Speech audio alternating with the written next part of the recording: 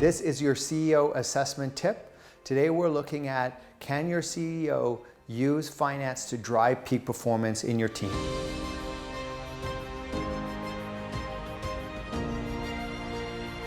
Having a financially astute CEO will allow the interaction between your CFO and your CEO to be optimized, and CEOs who are financially astute will be able to use financial data to increase the performance of the team. So how do we test if your CEO is able to do this? Here are 7 simple questions you can ask, give you a good idea. So number 1, which of your customers has the highest costs associated with it?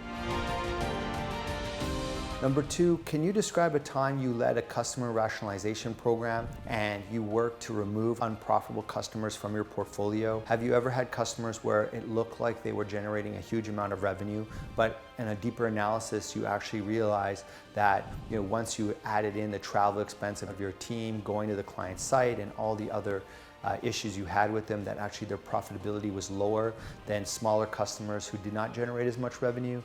And what was kind of your insight into that? So the third question I would then ask is, can you give me a breakdown of your profitability per geography, per office, per business line, per product? Which ones of those are your highest profitable versus which ones are your fastest moving in your highest grossing? So you may have products in your portfolio which, product X is responsible for 60% of your revenue, but the long-term projection of that product is that it will be declining over the next 5 years, and your actual highest growth product, which might be only 10% of your revenue, but is expected to outperform your legacy products over the next 5 years. And how does that revenue mix work, and what's your prediction on where that revenue mix is going? Another question you can ask is, how much revenue is equal to 1% of market share? Some questions you can ask to get a quick feeling of your candidate skill in this area is, number 1, which of your customers has the highest cost? Number 2, give me an example of a time you led a customer rationalization program where you had to remove unprofitable customers from your portfolio and you worked to invest more heavily in your more profitable customers. Some questions that you can ask in this area are, number 1, what's your highest cost customer? Number 2, can you give me an example of a time you led a customer portfolio rationalization program